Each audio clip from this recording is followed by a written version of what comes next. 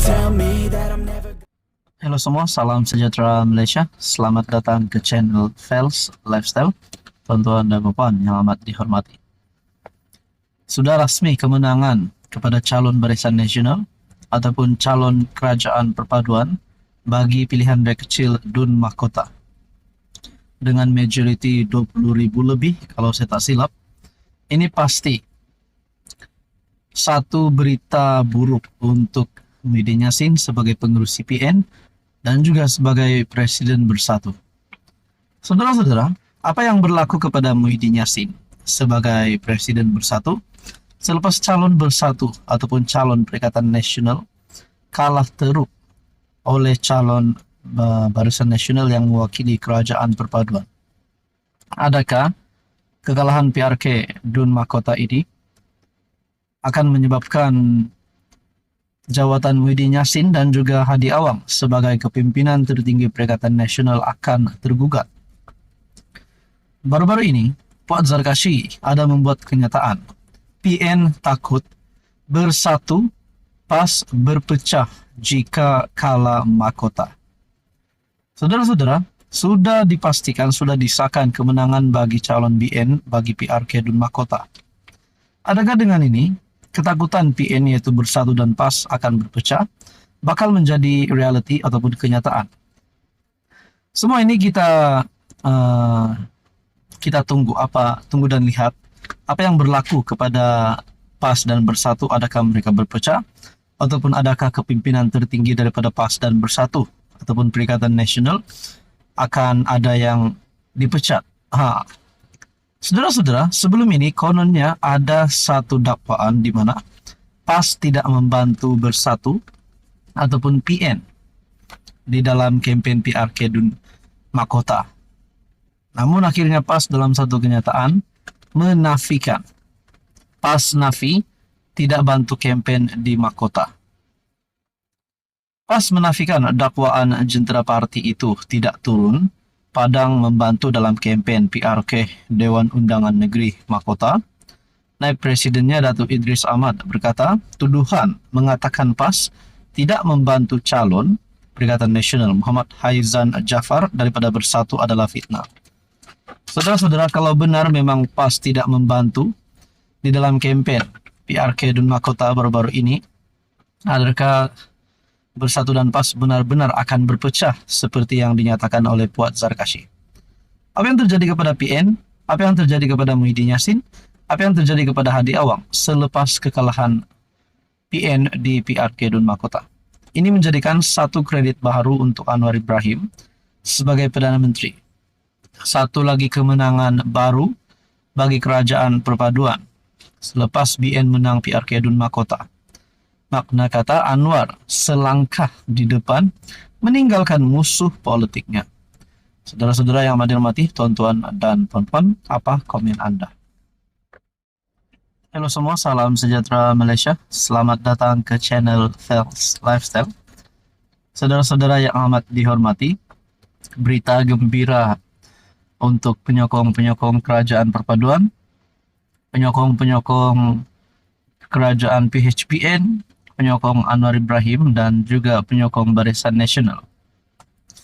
Kemenangan PRK Dun Mahkota telah disahkan dan ini menjadi satu berita buruk untuk musuh politik Anwar Ibrahim yang mahu Anwar tumbang, yang mahu jatuhkan Kerajaan Perpaduan.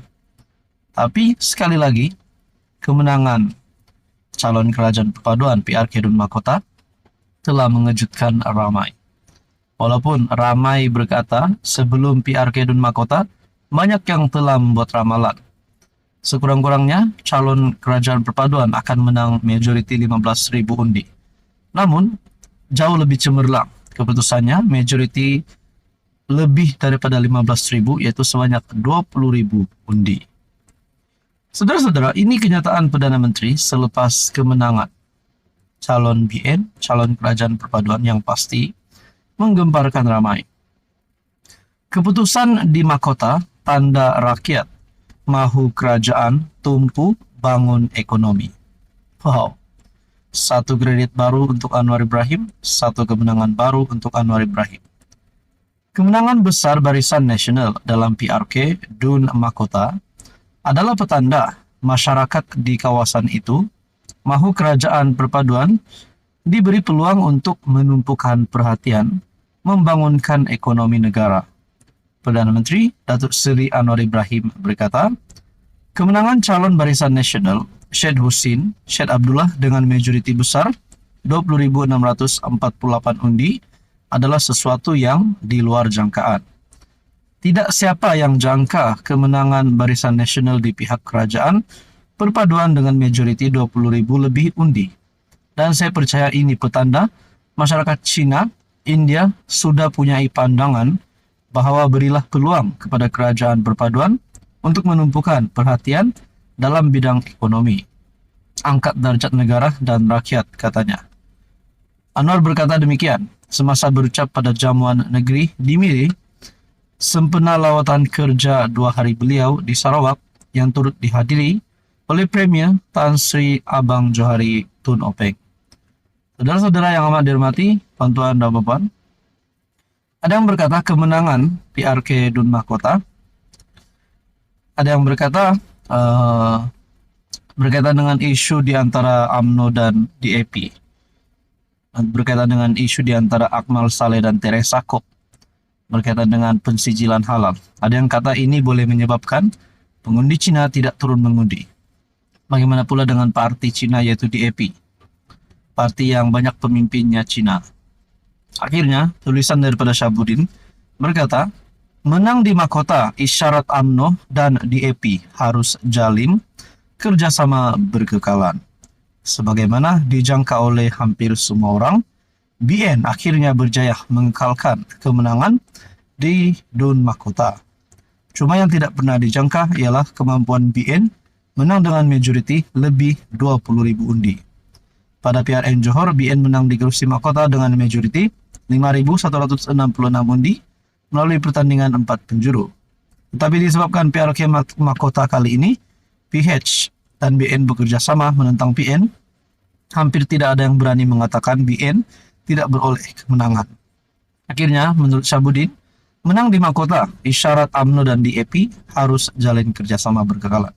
Makna kata, adakah dengan ini Anwar Ibrahim mempunyai harapan yang sudah untuk meneruskan jawatan sebagai Perdana Menteri bagi penggal yang seterusnya? Teman-teman, apa komen Anda? Halo semua, salam sejahtera Malaysia. Selamat datang ke channel Fels Lifestyle. Tuan-tuan dan puan yang amat dihormati. Berkaitan dengan isu di antara Teresa Kok dan juga pemimpin UMNO ataupun Ketua Pemuda UMNO, Dr. Akmal Saleh. Ini bukan lagi cerita kedai kopi, ini bukan lagi cerita tepi jalan. Tetapi ini sudah melibatkan polis dan ini adalah satu perkara yang amat serius. Disahkan melalui satu artikel daripada Malaysia Kini bertarik 28 September, isu halal, Akmal beri keterangan pada polis esok, yaitu bertarik 29 September. Persoalannya, kalau Akmal Saleh didapati bersalah, dapat dibuktikan bersalah, adakah dengan ini Ketua Pemuda UMNO bakal berisiko untuk hilang jawatan dan hilang kuasa?